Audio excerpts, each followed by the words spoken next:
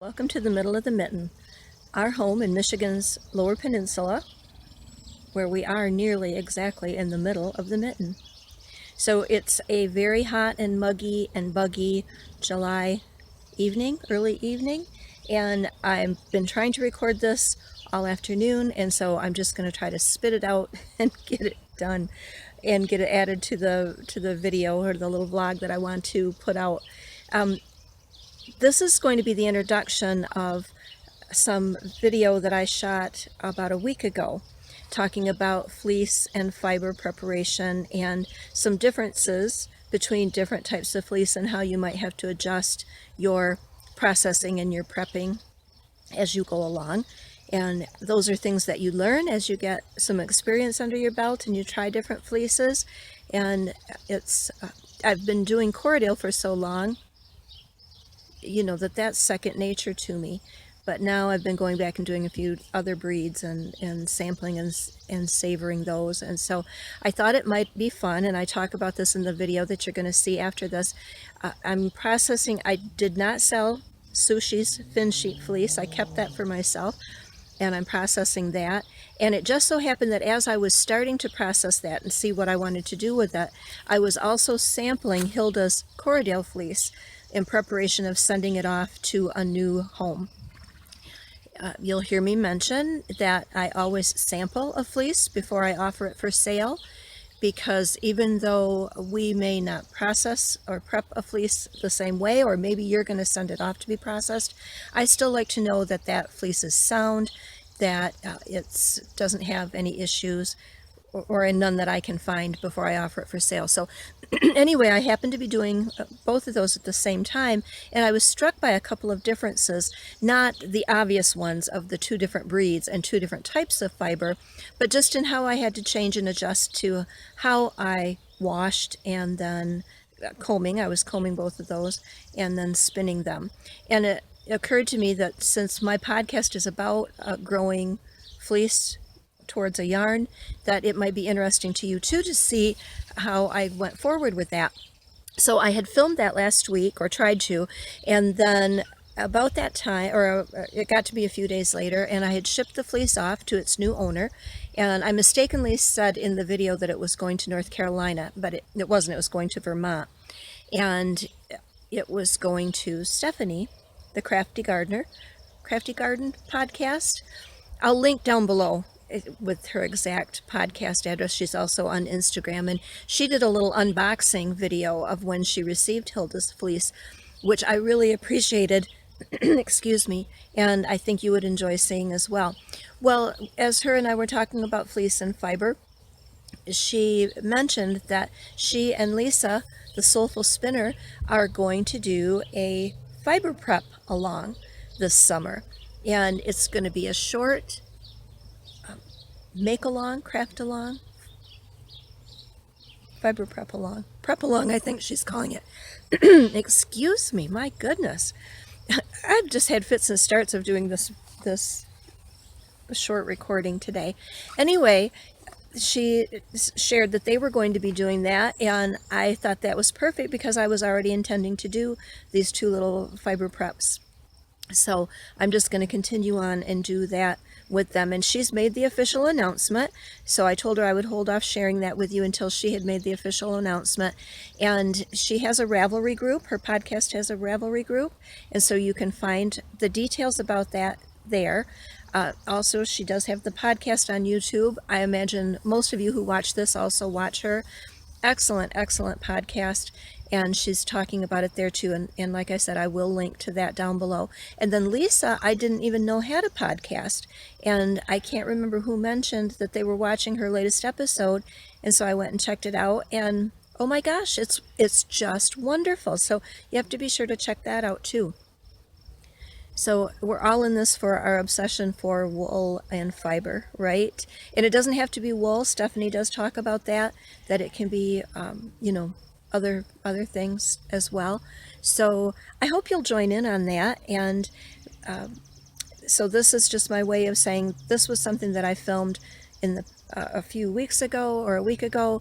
And so I'm just getting it out there now, and it's going to coincide with the we're calling it, or they're calling it, Fiber Prep Summer Camp.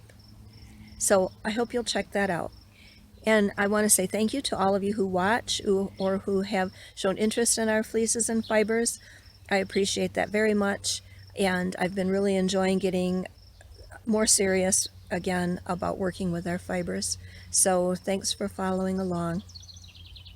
You'll see in the video that's going to come after this, that was another day that I sat down and tried to film outside, and it kept starting to rain and then stopping and then starting to rain and then stopping.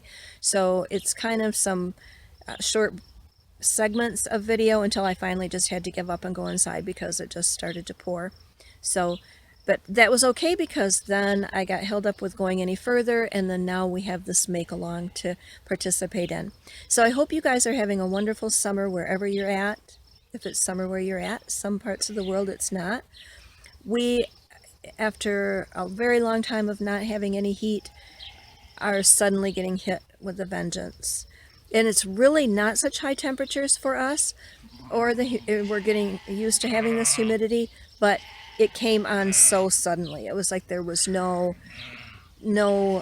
breather in between. No, oh, we're going to have some warm days and then it's going to be hot. No, it's just plain hot. And because we've had so much water, the insects are really terrible too. You can hear the sheep. They had just gone out to pasture. I can see them up here to my right. They had just gone out to pasture, and then the bugs are making them crazy, and they turn around and ran back in. So anyway, I hope you'll check out this make along. It's a short one, which I think is nice. It'll keep it, for me personally, it will keep me focused and keep me on track maybe to get that done. And I'll keep you updated about that. I've been working on getting a full-length episode ready, but sometimes these short vlogs and episodes are nice. They're quicker for me to get done, and you're probably busy with summer activities too, and so easier to watch in short bursts. So have a wonderful evening. If you're here in the United States, we have 4th of July, Independence Day tomorrow. I hope that you enjoy that no matter how you celebrate it. We don't go anywhere or do anything, but I can sit on the back deck at night and watch God's fireworks, which are the fireflies, and I also can see the fireworks of our small town that's just a few miles away, and we can see most of the fireworks up over the trees if we want to sit outside and do that. So have a wonderful night, and thank you again for watching. Be sure to check out the information down below.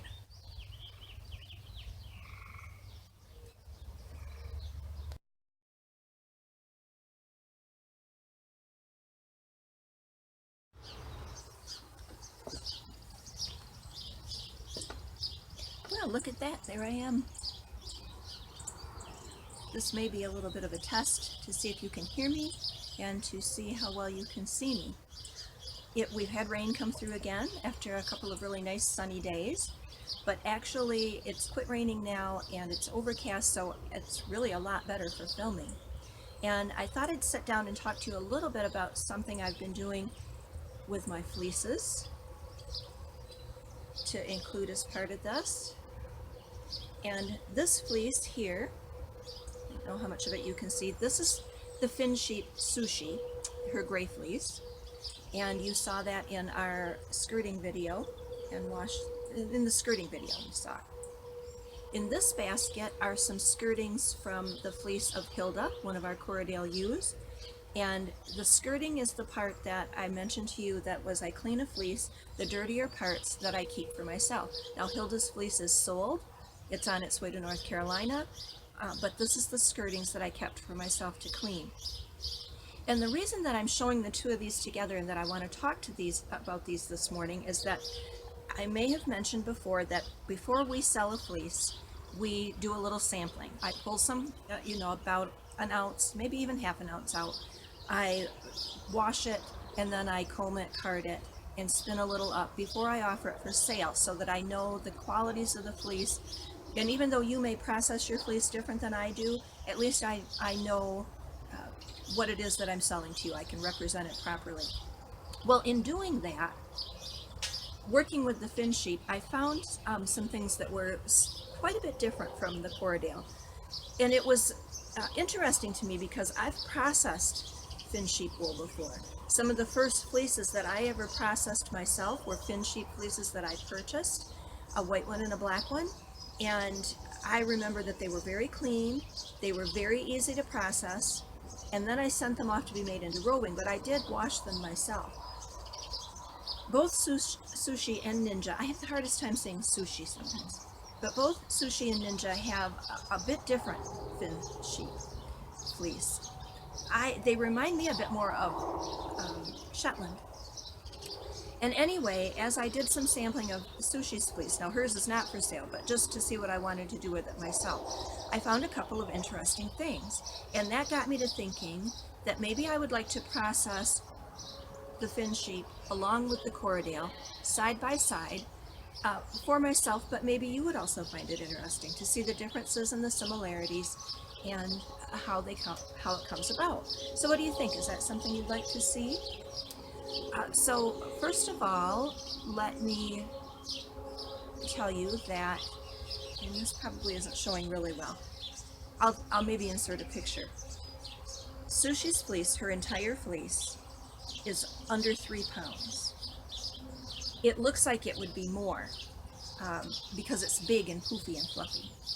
The skirtings that I have from Hilda, although a much smaller amount, it fits in this basket, weighs as much. A tighter crimp, a denser fleece, and you would think more lanolin. Now that's where I'm finding it kind of interesting, that as I washed some of Sushi's fleece, there's a lot of lanolin in there. In fact, it was harder to get it out of this fleece than it was to get out of this fleece. And some of it is similar to, I've processed border Leicester and blueface Leicester in the past, and also Angora goats, mohair. And it's almost more of a wax. It's heavier, it's thicker. Where this lanolin is soft and greasy. We say this is in the grease. This is a bit more hard. And you'll know if you've watched my videos the issues that we had with Ninja and her skin, which was kind of a buildup of heavy wax. So it's kind of been interesting to me. Now, some of that could be the type of fleece that they have. It could be the breed, although like I say, I've done some other Finn fleece and didn't have this, or it could be our feeding practice, it could be the nutrition that could make a difference. So all of these things are kind of interesting. So again, what looks like to be twice as much fleece but weighs the same. Also, the reason I chose to do Hilda's alongside of Sushi's is the colors are similar, the variety of silver gray with charcoal gray, so I thought that was kind of interesting, and also a similar staple length. Hilda's is 4 to a little over 4 inches. Sushi's is, for the most part, 4.5 to 5, so a little bit more similar. Now I'm going to pause the camera for a minute to make sure we're picking up the sound okay, and then I'll be back with you to talk some more in just a minute.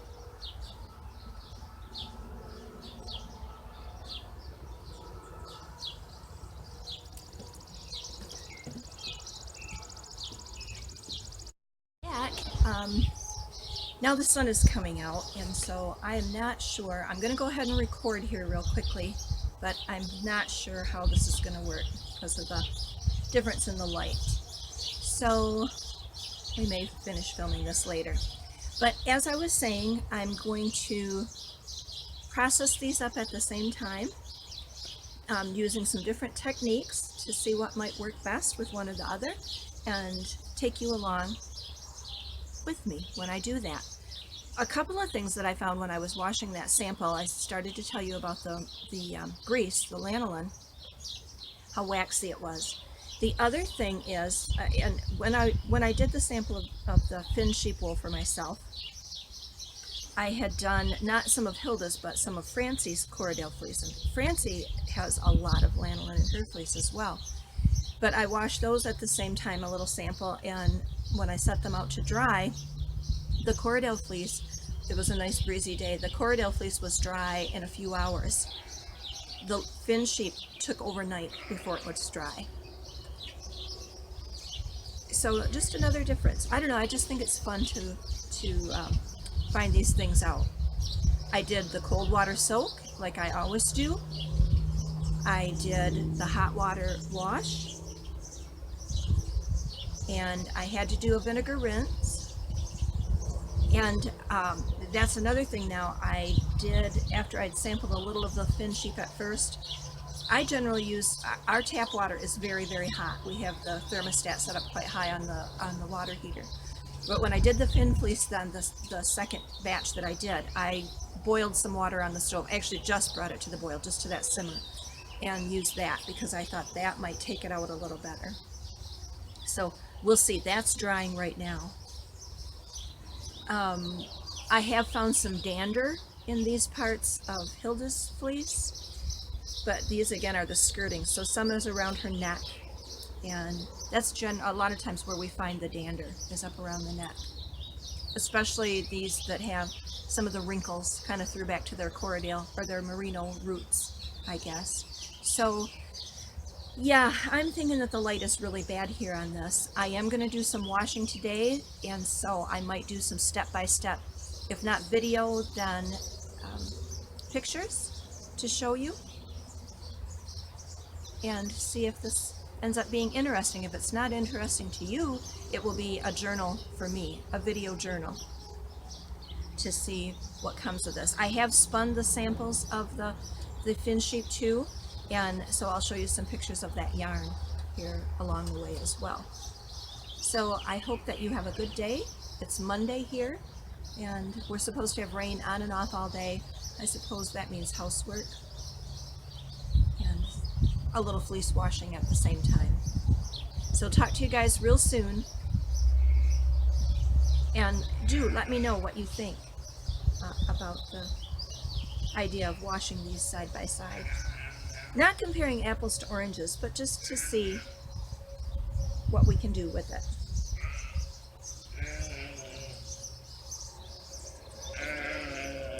Let's see, that is,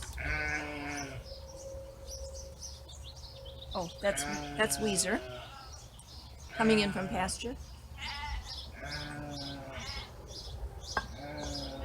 I'm going to leave the video on. I don't know if you can see the sheep running in from pasture or not. The bugs are starting to come out with the sun, and so that's about the time they'll come running back up for shade.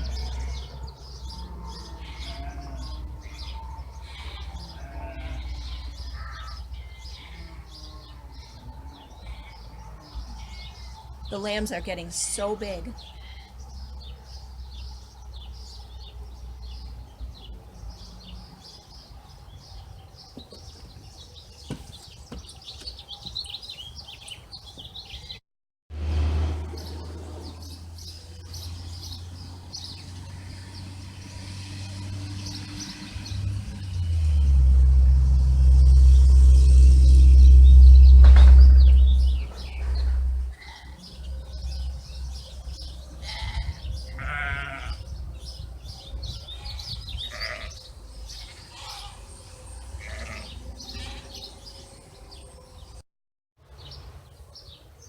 Well, I haven't had the most productive day today.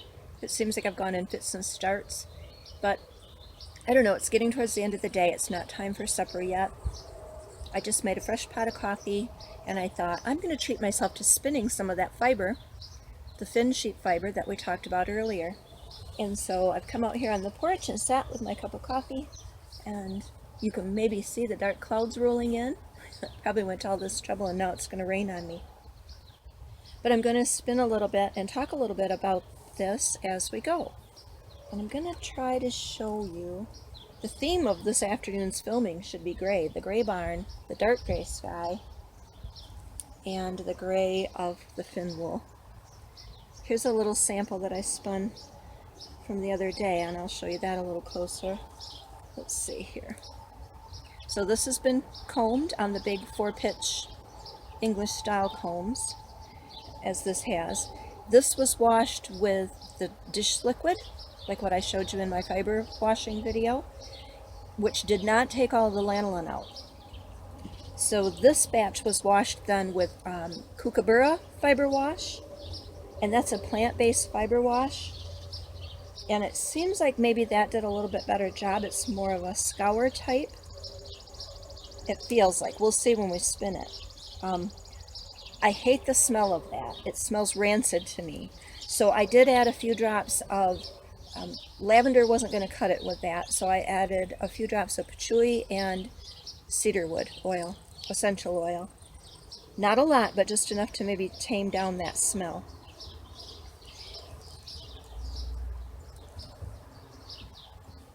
The little house wren is over here, and I should have taken a picture before we started. I have the Louette wheel, and if you are familiar with Louette wheels, or if you know from what I talked about the Louette wheel before, I hope you don't mind that you don't really see my face.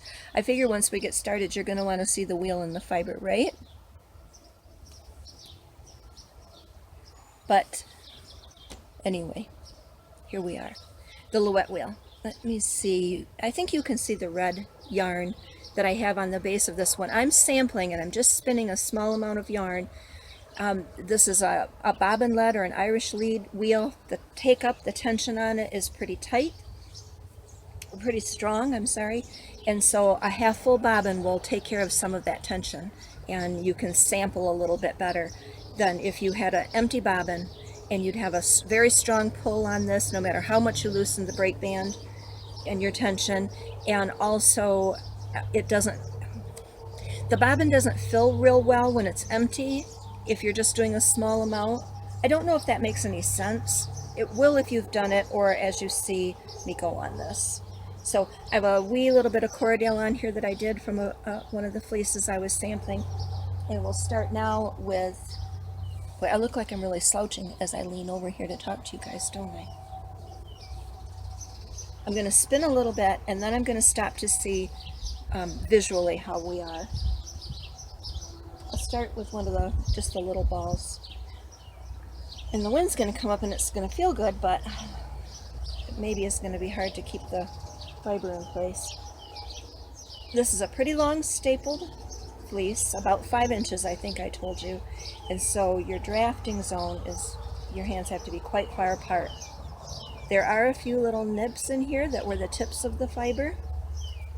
But one thing I like about the English combs is that I love combed fiber anyway, but it seems like on that bigger set of combs, you can keep some of the color variation in your fiber so that your roving or your top when you're done, because it's technically top, I guess, although it doesn't feel anything like commercial top, but because you can get a smooth spinnable fiber in just about 2 passes, you can keep some of that color variation, and I really like that.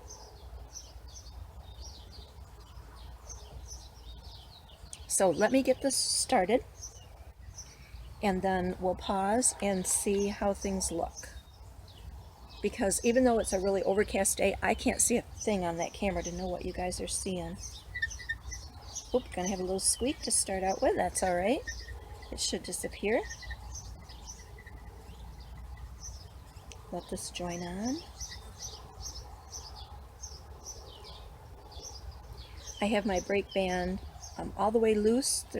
It's really not putting any tension on here.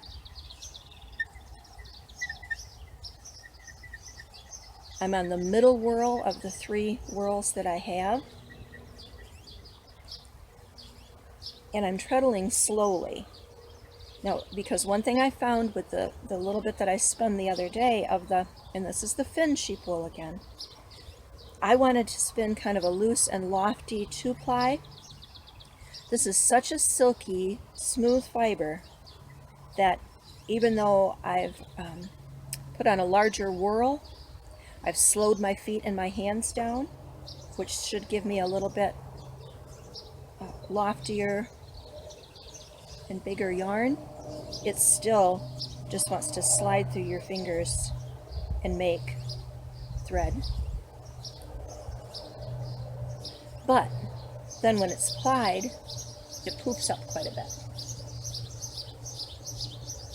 So I'm treadling slowly. I'm on the middle whirl.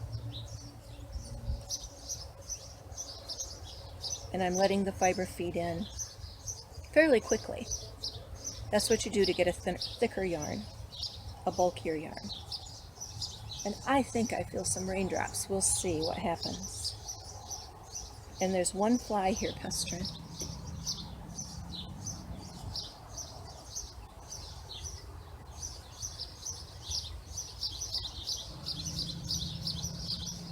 I want enough twist in here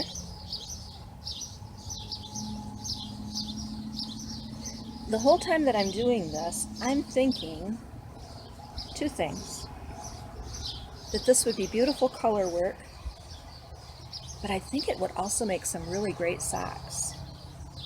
All right, let me clip this little sample down.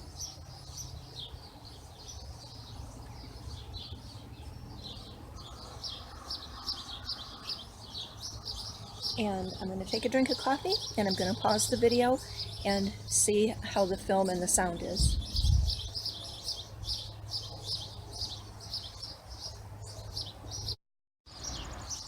I thought I'd show you what I mean about the sky.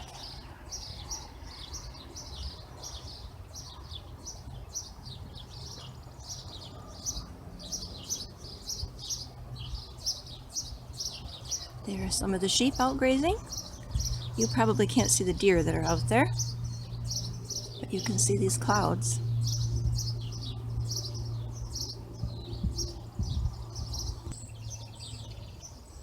Here's my basket of gray fluff. And look at how dark the yarn looks. That was spun from a blend of this, but it looks so dark in the yarn.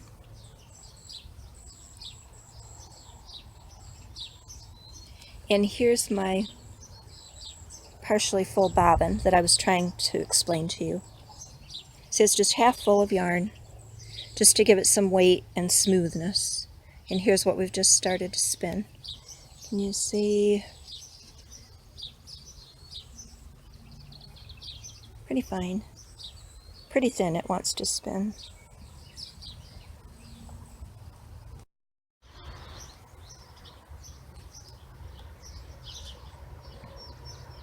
I have my trusty cat companion. Hi, Christy. I have my cup of coffee. A braided wool chair pad. Wool to spin. The Wet wheel.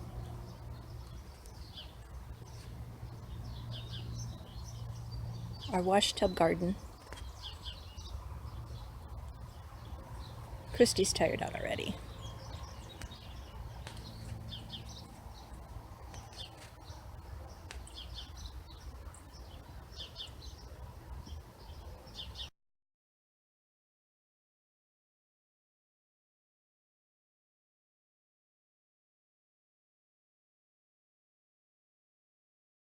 So here's just a little bit of Hilda's fleece that is washed up. And one thing that I don't think I've said to you guys before, I think we have it on our blog somewhere, that when we shear sheep and get ready to sell a fleece, I always do a quality control test. I take just a little bit of fleece from a couple different parts of the sheep, so maybe where there's different colors and different lengths, and I wash it and card it and spin a little bit, card or comb it in this case, just to check to be sure that it is, I want it to be something I would want to buy, and so that way I can tell you a little bit about it in case you want to know if you haven't already played with a sample of it. So that's what I'm doing tonight, sitting out here with a nice cool breeze and drinking a cup of coffee and going to comb this little bit of fleece before I know that I can recommend Hilda's fleece for someone to buy. Quality control from Serenity Farms. I love these areas where she has 3 colors, stripes. Most of her fleece is very silver.